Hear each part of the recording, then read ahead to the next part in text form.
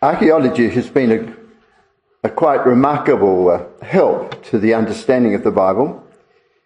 And sometimes it's really been quite a great force in comprehending earlier and ancient peoples and their customs and circumstances, sometimes about their economy and their religion, their family life and their community ways. Archaeology is not everybody's first scientific interest, but nevertheless it has opened our eyes to remarkable detail in the history of human life and activity which would not have been available. It definitely would simply just not have been available if we had not had the science of archaeology. For example, this is what we would know about Babylon if we didn't have archaeology. That was what was found about Babylon when it was discovered, finally, in Iraq. And it doesn't tell you too much, does it? That's what people knew about Babylon. So much so that people doubted that the kingdom of Babylon ever existed. Or they said the Bible's made up its own stories about Babylon and Nineveh, and they really didn't exist. Why so? Well, we can't find them. We've never found them. We've got no idea where they were, and we haven't got any record of their behaviour in our current world.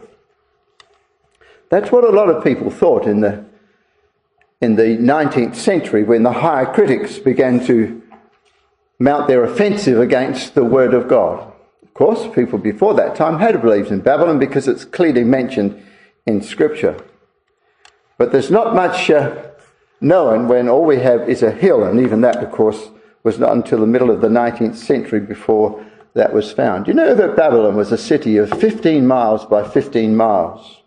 Huge walls, wide enough to run a number of chariots down the walls, in the midst of the walls. Amazing place. It was able to sustain itself against invasion simply because it had so much water passing through, which they had channeled off into various streams, that their sheer food production was sufficient to continue to make them safe in time of siege. It was a vast city, and yet people got to think that it didn't really ever exist. And when they came into that area, all they found was swamps and birds, storks and other water birds that desired to live in that area. It was actually, I remember reading, 5 times the size of London in the mid-1900s when it was found. That is, Babylon in its full dress was 5 times the size of London when Babylon was found in the mid-19th century.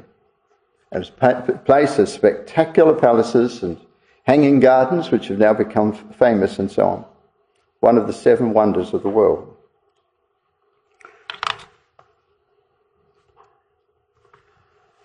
This one is a sketch of what was found of Nineveh. And Nineveh was in the same position. Many high critics had got to the point where they laughed at Nineveh. They said, you've simply made up a story. The Bible refers to this kingdom of the Assyrians, and their capital city is Nineveh, but where is it in history? And it didn't really exist. And the same story, of course, was there because they couldn't point to evidence of where Nineveh actually existed. There was a kind of sweeping mound of what seemed to be just sand, and people had treated it as a sand dune. But then in the 19th century, in the first part of the 19th century, towards the middle, I suppose, of that century, there was a man called Mr. Rich. He was an Englishman, and he was in that area for some reason involving his business, his government responsibilities. And he just happened to turn over some of this mound of sand, as it was always thought to be, and he thought, I don't think that's really sand. There's a grittiness about this. In fact, there's something in it. there's something that's been fabricated in it. It's not just sand. And so he began to dig, and he confirmed that it wasn't just sand. This wasn't a wind-swept mound of sand. This was indeed some ruins of some ancient place. And the story then goes to Mr. Botta, who was a Frenchman, and he was appointed out in that area for some reason, and he went through the same process of in trying to discover just what it was. It must have been a fascinating, exciting experience, wasn't it? No one out there knew anything about it. No one in the Western world had a blue clue what happened at Nineveh, or who it was, or what it was, or who they were, the Assyrians. And now, in the middle of the 19th century, we've got our spade in our hands and we're chopping down through this material, and all of a sudden it goes clunk and hits something very strong and obviously built. So, of course, Mr. Botta, Mr. Richer, and then Henry Layard, he was the third one, you've probably heard of him. Henry Layard, he was also English. They decided they would have to clear the rubble and just see what was beyond there, making this very strong sound. There was obviously something built, and as they did, they came upon a great wall, and they continued to remove the sandy material until eventually they had a wall some feet thick, and it was some many feet high, and had obviously been much, much taller in earlier times. What would you make of that? If you were in that circumstance, you'd think you're really discovering something that was super interesting. Everybody took the place to be nothing more than a swampy desert as far as Babylon was concerned, and this is just a dry piece of wind-swept sand. And suddenly you've got evidence that there's been some very major construction in this very same place. Well, Nineveh too was a very great city in its own time. It was the most spectacular city in the world at that time. It surpassed Babylon. Its palaces were the greatest in the world during its time of its zenith.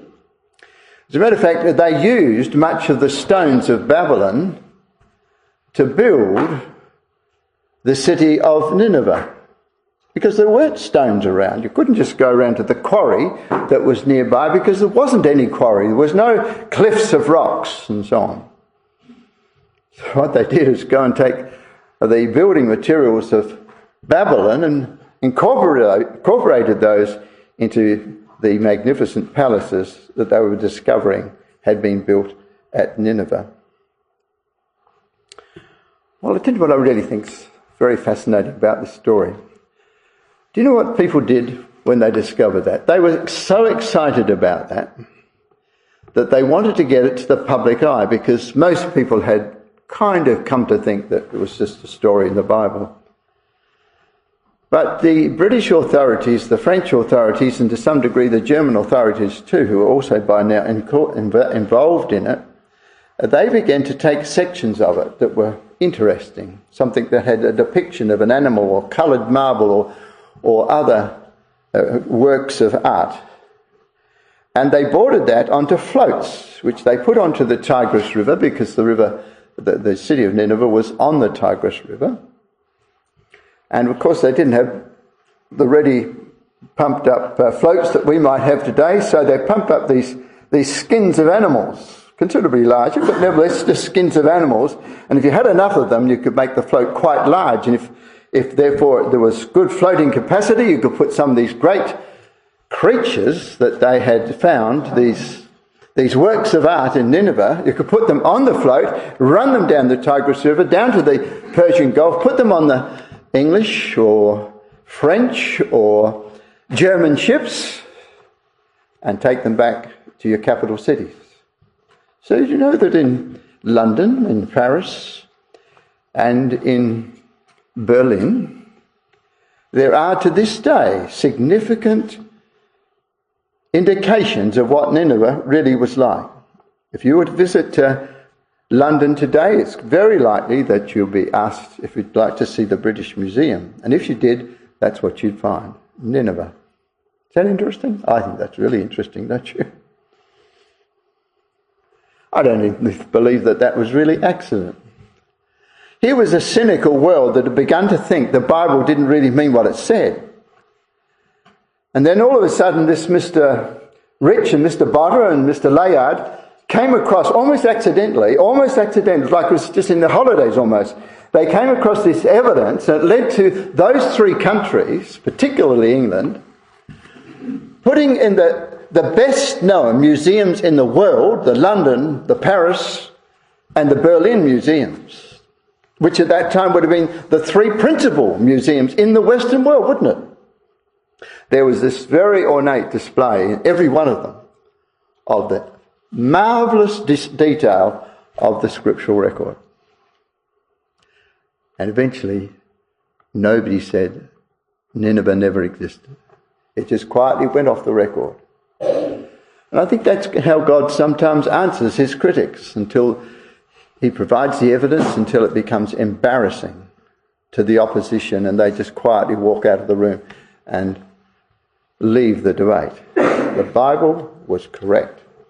And what it said about Nineveh and Babylon was obviously true. The word of God was vindicated. So that's what archaeology, at its best, has done in the work that it has done in many, many places in the world, particularly, of course, in the land of Israel. It has vindicated the record of Scripture in 1,000 times. I think something similar to that story is being played out in the world today. Sodom and Gomorrah are still, to most people's memory, as statements of infamy. They have a record, don't they? They have a record of a way of life which has actually been given to the very way of life itself. The morality of Sodom and Gomorrah has clung to it because that kind of morality is called sodomy. And it's, until more recent times, it was a name of infamy. I can remember in the city of Adelaide, for example, some policemen got hold of somebody who wanted to carry on in this way in the local park and put him in the Torrens River. He probably thought it was fun, but he ended up in jail because the record was changing. The view that people took to that kind of behaviour was being changed gradually. Was there therefore never a Sodom and Gomorrah? Well, people doubted that too. Where is it? Show me where Sodom and Gomorrah are in the world. And no one knew quite where to go. If you're going to remember the outline of the Dead Sea, you remember that on the right-hand side, on the eastern side, there was a little peninsula that came in to the Dead Sea. And it was believed that it was somewhere around that little peninsula where those those four cities were found. In fact, I remember when I used to be a contributor to the Archaeological Review, a magazine that was published by archaeological people, it actually told that story, that that's where they believed Sodom and Gomorrah were. And a lot of people did believe that that actually was where those cities were in that position. Well, not too many people talk that way because they've discovered that the Dead Sea is 1,300 metres on its surface, below the level of the sea, but the bottom of the Dead Sea is 1,200 feet again to the base of that sea. So although the Russians at one stage, to sort of clear up the matter, thought that they might actually put a little submarine in there to just discover what might in fact be around that little peninsula and so on, they gave the idea away when they realised how deep it was. So Sodom has been of curiosity to people. Where was this place? Why don't we know about where it was? Well, in our record that we read tonight from Genesis chapter 13, we have one of the stories that has to do with Sodom and Gomorrah. And I just want to sketch this story. If you've got chapter 13 there, let's have a little look at it. Chapter 13 says that Abram went up out of Egypt, he and his wife and all that he had, and Lot with him into the south. So Egypt is south of Palestine, isn't it? So he's going into the south of Palestine, or Israel as we might call it today. He's coming out of Egypt into the south of Israel or Palestine. Abraham was very rich in cattle and silver and gold. He went on his journeys from the south even to Bethel, unto the place where his tent had been at the beginning, between Bethel and Ai. In that place, verse 4, he had built an altar when he was there before he went down into Egypt. And there Abram called on the name of the Lord. So it had a connotation with Abraham, a place where he'd spoken to God in time past and made offering to him in that place. And so having come up out of Egypt, he went to this place to recall his allegiance to God. Now he had with him, you might remember the story, that he had with him his nephew whose name was Lot. And he did have a lot. He had a lot of flocks and herds and tents. Verse 5. The land was not able to bear them. Abraham had very great possession, verse 2. Livestock as well, verse 2. And so did Lot, flocks and herds and tents. And so the two of them together represent a large number of people and a lot of livestock. So, verse 6, the land was not able to bear them, that they might dwell together, for their substance was great, so that they could not dwell together. And even if they liked each other as uncle and nephew, which they were, their workmen were not too pleasant with one another, as workmen so often aren't. There was a strife between the herdmen of Abram's cattle and the herdmen of Lot's cattle. And the Canaanite and the Perizzite dwelled then in the land. So their herdmen, very loyal to their masters, were contending about who was going to put their cattle here and who was going to put their cattle there. It grieved Abraham, the uncle, and so he said to verse 8 to Lot, his nephew, "Let there be no strife, I pray thee, between me and thee, and between my herdmen and thy herdmen, for we be brethren." They were from the same stock, weren't they? Lot was a cousin, was a nephew, really, of Abraham. So it just didn't seem seemly that among other strangers in the land of promise, they should be at sixes and sevens between themselves. Let there be no strife, I pray thee, between me and thee, and between my herdmen and thy herdmen, for we be brethren. Look, isn't the whole land before thee? Said Abraham to Lot, "Separate thyself, I pray thee, from me. If thou wilt take the left hand, then I will go to the right. Or if thou depart to the right, then I will go to the left." So Lot had the first decision, which was very generous of Abraham, who was clearly the senior partner of the company. And this is what Lot did. Think about this. It's very interesting. Lot lifted up his eyes to make a decision. And he beheld all the plain of Jordan, that it was well watered everywhere before the Lord destroyed Sodom and Gomorrah. It was very, very beautiful area. Now they're right up on the Judean hills, and they're looking down over the plain of Jordan, which was some 2,000 to 3,000 feet below them. And he saw that the plain below him was well watered everywhere. It was a really good slice of flat land, highly fertile. As it was well watered, it says, before the Lord destroyed Sodom and Gomorrah. So the record tells us what happened to Sodom and Gomorrah. God destroyed it. Not before this, but after. Even as the garden of the Lord, like the land of Egypt, as thou comest unto Zoar. Well, Zoar was on a floodplain in Egypt. And floodplains are always highly fertile, good country. Well, Sodom and Gomorrah were in a plain, and it was like that sort of territory. Excellent landing. And Lot thought to himself, goodness me, if I can have a slice of that, then why would I want to be up here in the hills where half of it's rock and the other half is pretty dry grass and it's not very thick? You know, New Zealand is one of the only countries I've ever known where you actually can graze on the top of the hills. It's fertile. The soil is so fertile that that's what you do, isn't it? You can put your sheep on the top of the hills and they'll still do all right. Well, that's unusual in the world. There's very few places you can even think like that. It has to be a well-watered plain to have that kind of power. And so he thought, why would I want to be up here and running into my uncle all the time, and whereas I could be down there and my sheep would multiply like crazy and I'd be a very wealthy man in a very short time. And besides, my wife likes the dress shops in the cities, and she has a taste for quite a lot of the things that other women like to have, and all those things which are advantageous perhaps in a city where there's all sorts of things being made by all sorts of people.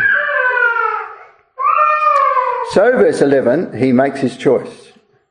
He shows him all the plain of Jordan, and Lot journeyed east, and they separated themselves the one from the other, which is tragic, because really they were of kindred nature. They had a kindred hope in the things that had been promised in their family, and now they were dividing, even though they were commonly among strangers. They separated themselves the one from the other. Abraham dwelled in the land of Canaan, and Lot dwelled in the cities of the plain, and pitched his tent towards Sodom. But other translations say that he pitched his tent in Sodom. Effectively, he became a man of the city of Sodom. But it says in verse 13, but the men of Sodom were exceptionally evil men. They were wicked and sinners before the Lord exceedingly. I just want to tell you, just before we go any further, see in verse 10 where it says, he beheld all the plain of Jordan. You'll see that that word continues through that record. And it might just sound to us that the plain has got any old shape. You know, where's the borders of this plain? Well, it is actually a word called kikar, K-I-K-K-A-R, and it's a Hebrew word. And it means essentially a circle. So it's used in all sorts of ways where a circle is involved. That's how it should be translated. For example, coins were often called kikar because they were circular. And a loaf of bread was called sometimes a word related to kikar because it was, in those days, a circular roll of bread. That's what the essential meaning of kikar is. And it's used consistently. See again in verse 11, then Lot shows him all the circuit of Jordan.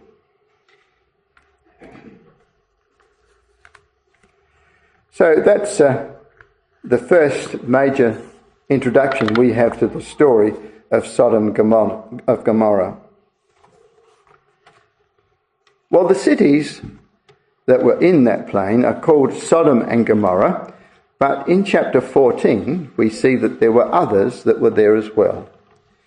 And in chapter 14 and verse 1 it says, it came to pass that in the days of Amraphel, king of Shinar, Arioch, king of Elasa, Kedorlaomer, king of Elam, and Tidal, king of nations, that these made war with the kings of Sodom and Gomorrah and the surrounding towns.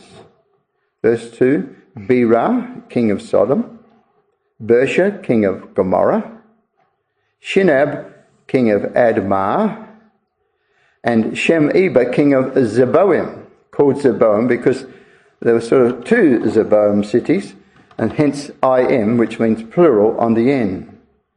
And then there was the fifth one, king of Bela, which is Zoar. So Sodom and Gomorrah were obviously the two principal cities of about 5 cities that were just in that locale. And they were collected together in this verse. And they collected themselves together because these invading nations in verse 1, 4 of those, they came against this body of cities, included in which was Sodom and Gomorrah. If we come back to chapter 10, we will see that that's not the first time that those cities have been put together.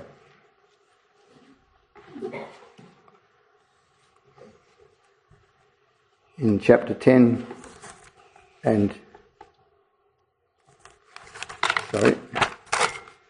in verse 19, it says, "And the border of the Canaanites was from Sidon, as thou comest to Gerar, unto Gazer, as thou goest unto Sodom and Gomorrah and Admah and Zeboim, even unto Lasha." So you can see that again, those cities are put together.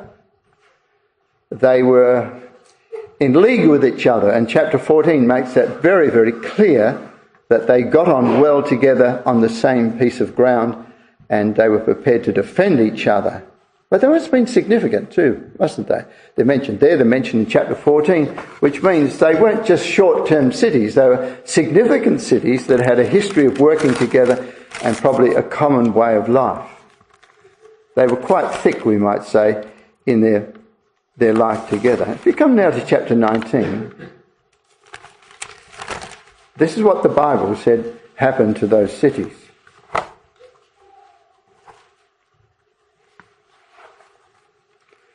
This is when Lot now is comfortably situated in Sodom, and there came, it says in verse 1 of chapter 19, there came 2 angels to Sodom at even, and Lot sat in the gate of Sodom. The gate of Sodom. It seems like there's one gate in Sodom then. There's at least one. And Lot, seeing them, rose up to meet them, and he bowed himself with his face toward the ground. Now it shows, doesn't it, that Lot was still a decent man and still had great respect to the servants of God, to these angels, which I don't know how he saw that they were angels, but he recognised that they were. He certainly did respect these men as being men of God. He said to them, verse 2, "Behold now, my lords, turn in, I pray you, into your servant's house, and tarry all night. Look, come in, have free accommodation, wash your feet, and ye shall rise up early and go on your ways." And they said, No, but we will abide in the street all night. And he pressed upon them greatly, and they turned in unto him, and entered into his house, and he made them a feast, and did bake unleavened bread, and they did eat. So Lot was, again, a man of considerable good spirit towards those who came. And he must have recognised these men as God-fearing, therefore he treated them in a right way. But before they lay down, the men of the city, verse 4, even the men of Sodom, compassed the house round, both old and young. It was a city-wide behaviour. All the people from every quarter, old and young. And they called unto Lot. Can you imagine this? What have we got? Several hundred people outside of his established home. He was a wealthy man. They called unto Lot and said unto him, "Where are the men which came into thee this night? Bring them out unto us, that we may know them." And Lot went out at the door unto them, and shut the door after him. He was a very apprehensive man. Inside he had messengers from God. Outside he had a roaring mob that wanted to lynch them. Well, wanted to misbehave with them. Didn't ask for Lot's wife, did he? He asked the men that came into that place. That's where the name of that behaviour comes from. And said, "I pray you, brethren, do not so wickedly." He still spoke respectfully to them. "Behold now, I have 2 daughters, which have not known man. Let me, I pray you, bring them out unto you, and do ye to them as is good in your eyes. Only unto these men do nothing, for therefore came they under the shadow of my roof." And then verse 9, he had to endure the rude comment of one of these men. "Stand back," and they said again, "This one fellow came in to sojourn, and he will needs be a judge. Now will we deal worse with thee than with them." And they pressed sore upon the man, even Lot, and came near to break the door. But the men put forth their hand. that is the angels, and pulled Lot into his own house and shut the door. And the angels smote the men, verse 11, that they were at the door of the house with blindness, both small and great, so they wearied themselves to find the door. The record of the rest of the chapter, it comes to verse 23, when we see what God did to that city for such behaviour. The sun was risen upon the earth, verse 23, when Lot entered into Zoar. Then the Lord rained upon Sodom and Gomorrah brimstone and fire from the Lord out of heaven. He overthrew those cities and all the plain and all the inhabitants of the cities and that which grew upon the ground. It was a remarkable destruction of a city without precedent. Never in Scripture had there been such an event, either before or after.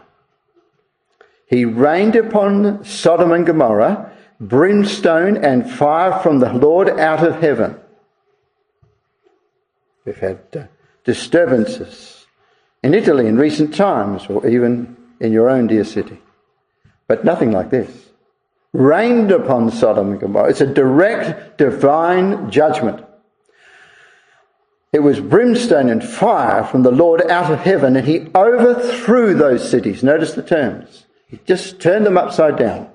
And all the plain, there's the word Sychar, and all the inhabitants of the cities, and that which grew upon the ground. Verse 27, Abraham from a distance saw the calamity. He got up early in the morning to the place where he stood before the Lord, and he thought about Lot. He looked towards Sodom and Gomorrah and toward all the land of the plain, and beheld, and lo, the smoke of the country went up as the smoke of a furnace. It had devoured, as it were, the rubbish, and all that was left of it was smoke. It came to pass when God destroyed, verse 29, the cities of the plain, that God remembered Abraham and sent Lot out of the midst of the overthrow, when he overthrew the cities in the which Lot dwelt. Well, that's the record that's given Sodom its history, and how do we make from that record whether these things really happened, or how would we find the evidence that these things really happened? Well, I want to show you a few things tonight from the site of that very place. I mentioned to you before that it wasn't a plain as a level ground so much as it was a circular plain. You know, when my sister was about 10 years of age, she was given from Sunday school a book which was called Everyday Life in the Holy Land. Probably some of the older folk here tonight might have got something similar. And I looked up that book just a couple of years ago, and you know, everything we're seeing here tonight is exactly in that book. In other words, people did come to realise, I don't know how long for or when they did, but that area was the area of the plain of Jordan where it's spoken of in Genesis chapter 13 and Genesis chapter 19. And it was called in that Sunday school book, it was called the Sychar of Jordan, and specified in no unmistakable terms that it was the place of Sodom and Gomorrah. I wonder how that knowledge was lost in the following century, because archaeologists were all at dispute about this even 15, 20 years ago, still talking about, you know, that peninsula down off the Dead Sea. It's interesting, isn't it? The evidence was put in the cupboard and lost. But the people who wrote that book knew about that evidence way back as far as that. Now, if you come back to that chapter 13, in the first of our slides tonight, you'll see the outline of the Dead Sea and that little peninsula that we've spoken of. And that's where it was thought that they were. But what we're saying is that at the top of that Dead Sea, there is a general circle. And that's the area that Abraham and Lot were looking down upon when they were in the hill country of Judea on the left and to the north. Now, if you think about just that slide itself, if you were on the top of that cliff, you would never see something down here at the bottom of the Dead Sea, would you? The very cliff itself on this side would cut your view out with after you saw just a very little bit of the top of the Dead Sea. It was as obvious as anything could be that was not the place that Lot was interested in. As obvious as it possibly could be. And that's really what has come to be recognised. There's the Kikar, and known as the Kikar of Jordan.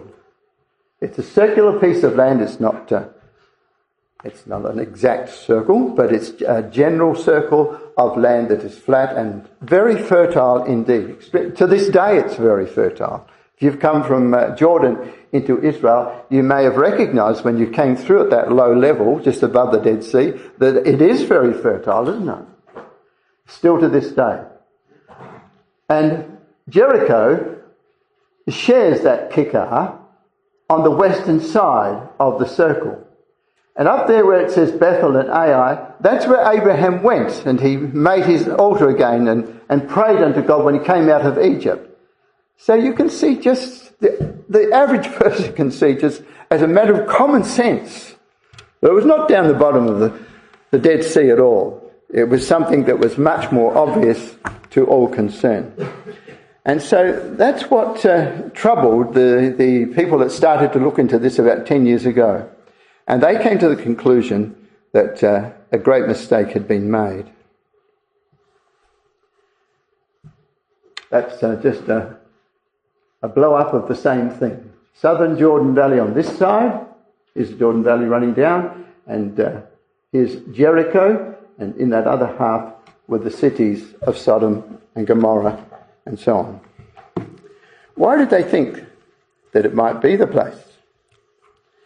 Because in that same place, there were all kinds of, we call them tells. In fact, the archaeologists, just to be a little bit smarter than us, they call them tolls now, but we'll call them tells because we always have called them tells, haven't we? An archaeological site that just looks like a mound. You don't know what's underneath it. Well, they found there was a whole nest of these on the eastern side. In fact, one of them was huge. It was almost as large as any other tell that had been hitherto discovered. And yet it had no name. A lot of old cities have been found, but if they're anything like that size, they had a name, whether it was Hazel or wherever it might have been in Israel, north or south, one side of the river Jordan or the other side. They all had names by this stage, but these didn't have names, which was curious to those who were investigating. And so they did the same thing that we've done tonight. They looked from up at the position of Bethel and Ai and said, well, what would they be able to see? Could they see land right down the bottom? Of course they couldn't. What would they see? They'd see the land that was immediately in front of them, beneath their feet, as it were, 3,000 feet below in Jordan Valley. And there, cutting out some of the other little dots that are around about the place, there was the principal cities, or the principal dots, I should say, which they found. Now, they've given them names there. Of course, they didn't find names on them. But nevertheless, they made a pattern. And the more they looked at the pattern, they could see that one was much, much bigger than any of the others. But the second one was Gomorrah, and that too was large. Then there was another one, which they thought must be Admah, and there were two little cities that were so close they could have been twins. Hence the IM for the fact that they were plural, the Zeboim. And they thought, well, what goes against this? Nothing went against it. Everything fell into place. The obvious next thing to do was to get down there and start to discover what's underneath the coating, the present coating of this place. So that's what we're doing tonight. And there in a very old atlas, if you can see it, at the top of the Dead Sea, it says, Plain of the 5 cities. Now that's telling us again, this is a very old atlas. I'm not absolutely sure, but it was from the 1880s, it says here. That means that they did know. Whoever put that atlas out was cognizant that it was generally called the Plain of the 5 cities. Like that book I was telling you that was given as a reward at Sunday school. The person who wrote that obviously knew the same story. Why was that information lost? Because people didn't want it. And it become very awkward to say that Sodom and Gomorrah got the treatment that they got from God.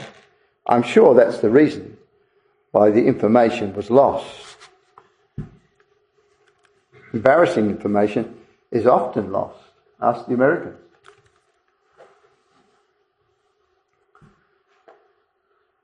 Well, that's what you see from the eastern side. We're looking west.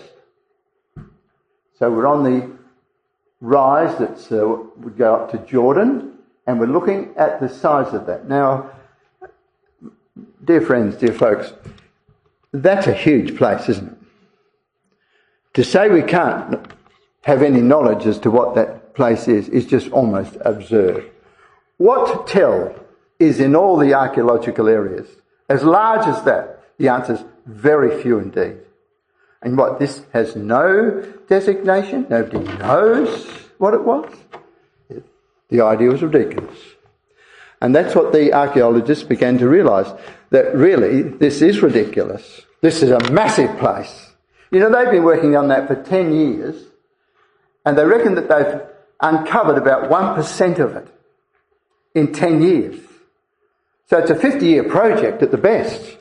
They go back every year and do more and more, and it's turning out more and more remarkable things to them. So the evidence is growing, and I think this is really, really remarkable. It's like that story of Nineveh and Babylon taking all the material back and putting it in the eye of the modern world, in the best museums they had. That's what this is doing. It's doing exactly the same thing.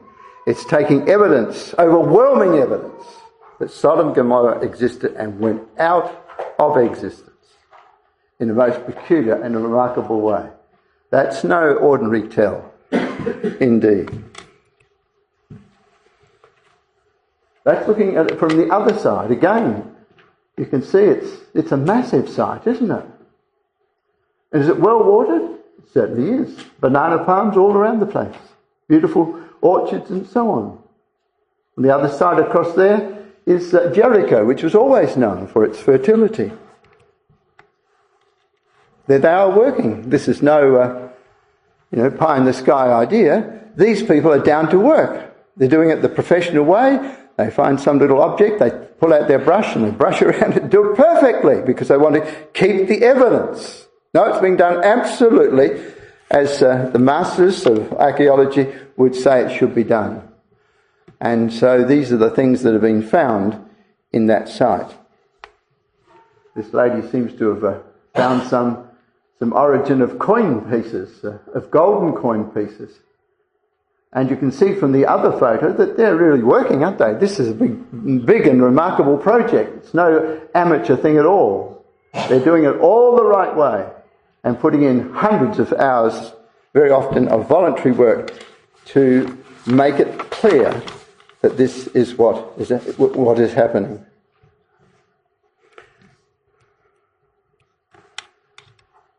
That's just a little bit more on the Hebrew word.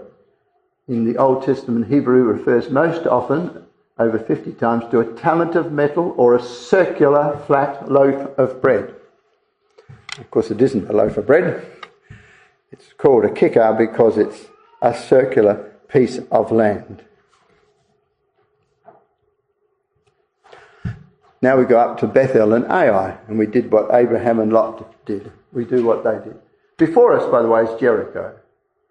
But you can see that plain is anything but barren. It's a well-watered plain indeed to this very day. Interesting, because Jericho had a spring that Elisha brought to life again. So Jericho is always known to have all that growth when you're there. It is very verdurous. It really is in Jericho. But the other place has got no such given spring like that. But it is just naturally, it is very, very fertile. That's where our tills are found. Now, if you look south, instead that last one was straight direct east. But if you look southeast, that's what you see. How much of the Dead Sea can you see? What, it might be best part of a mile if you're lucky. You're not going to see anything of the Dead Sea. You're 50 miles away from it. And that's what they saw. They were 50 miles from seeing anything down the bottom of the Dead Sea. But they could see just a touch of the Dead Sea. And the plain was all up in this direction. So the picture grows, doesn't it? The certainty of the picture grows upon us, and I think it's exciting that it does, really. It nominates in the scriptures the area of Canaan, and it says from Sodom to Gaza, which is the western length, and it nominates also from Lasha, which is at the top there, down here to Bethel. And that's the area of Canaan. And as it describes it, it says that it's alongside the bottom of Canaan. It was alongside, or as you come to Sodom and Gomorrah. I think the case is overwhelming, isn't it? It's just no other place it could possibly be. And everything's pointing to that. We won't spend too much time on the rest of these details, but just to get that clearly in our mind, Tel El Hammam is the name of Sodom, and Tel Nimrim is the name of Gomorrah. The others, they fit so well with that neat little description that we had in Genesis 13 and 19.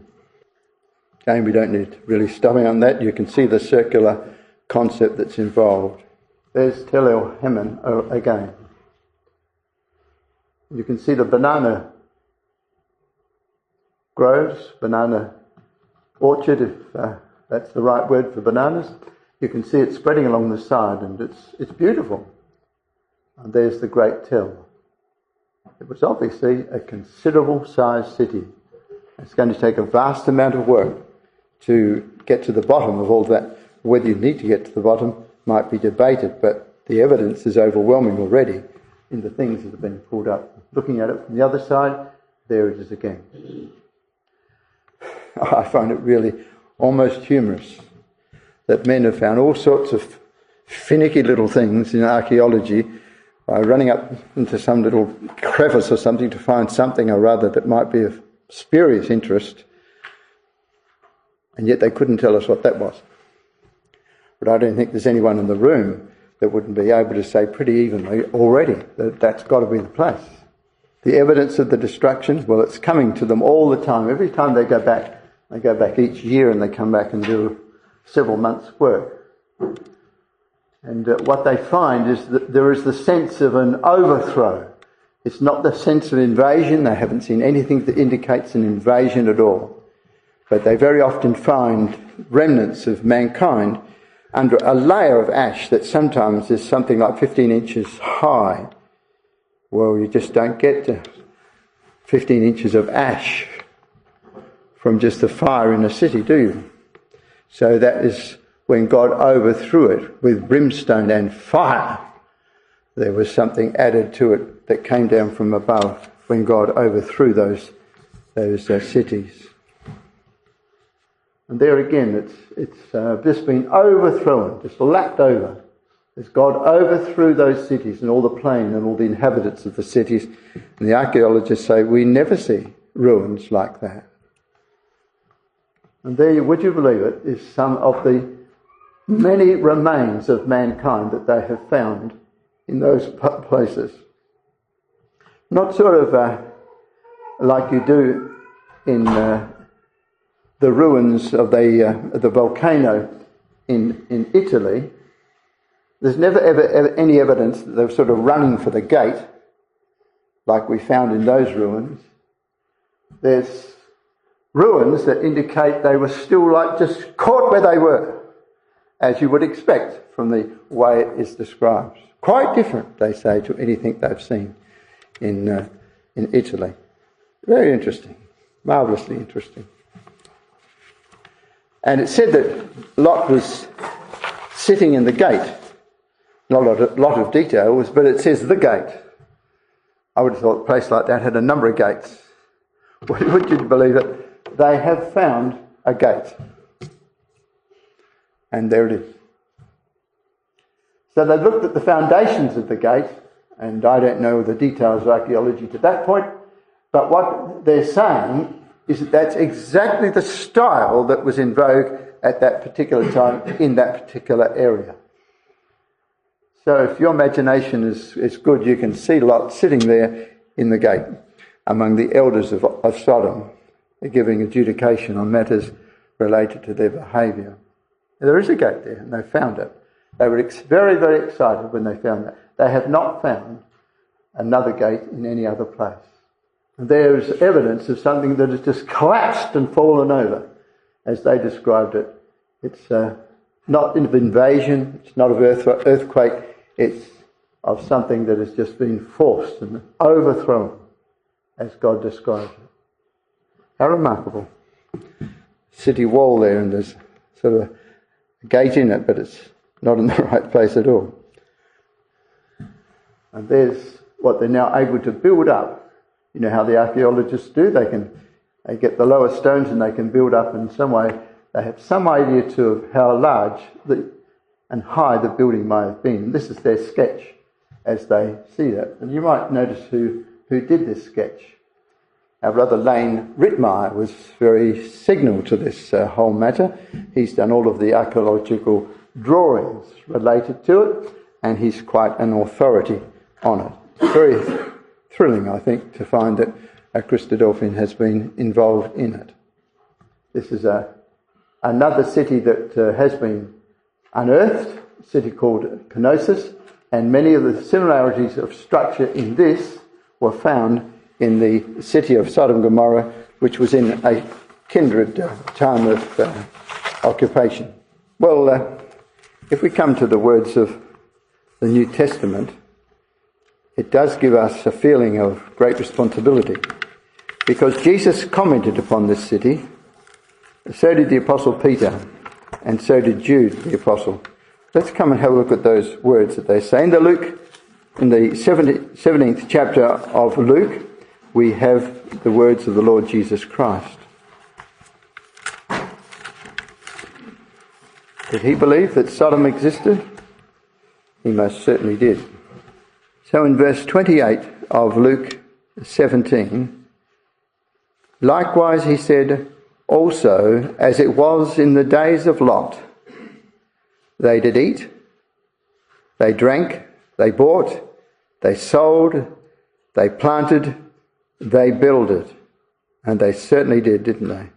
A vast place. But the same day that Lot went out of Sodom, it rained fire and brimstone from heaven and destroyed them all. Sodom and Gomorrah existed.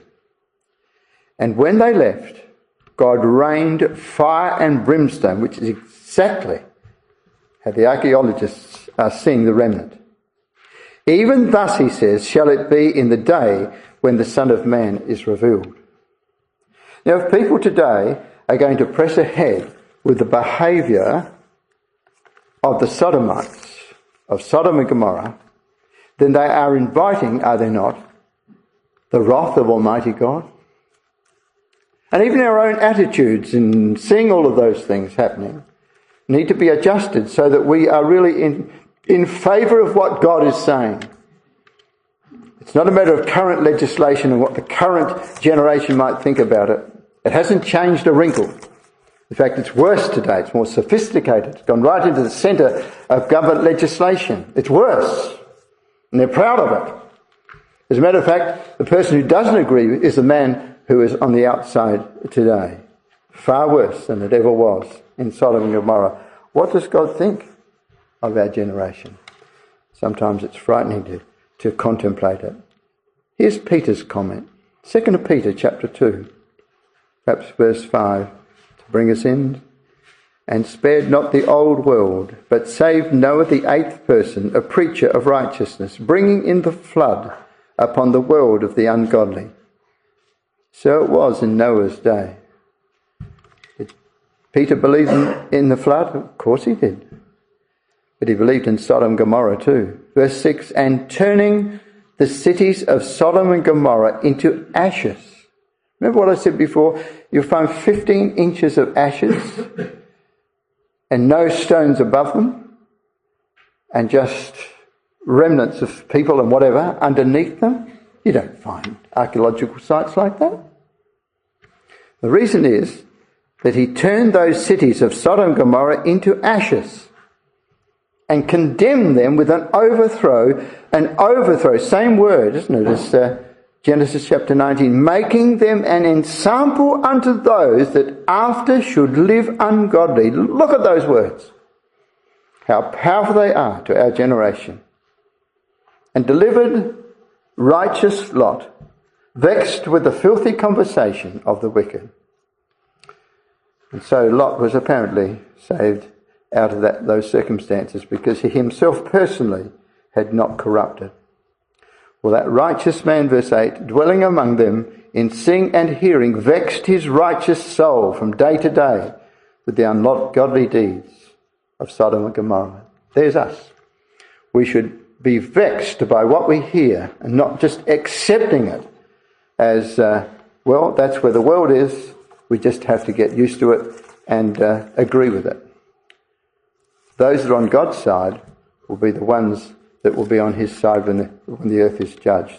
And finally, in the Epistle to Jude, further on in our New Testament, it says here in verse 7 of Jude, even as Sodom and Gomorrah and the cities about them in like manner, giving themselves over to fornication and going after strange flesh. God made a wife for Adam, one wife, and set forth for an example, suffering the vengeance of eternal fire. Likewise, also these filthy dreamers defile the flesh, despise dominion, and speak evil of dignities. All of that kind of behaviour is so prevalent and growing in our society. So archaeology is again doing its good job in bringing to us evidence, very clear evidence, very convicting evidence of what was Sodom and Gomorrah and what God did with them, and what he will therefore do with the same behaviour that's seen in our world today, so we know where we should be. Thank you.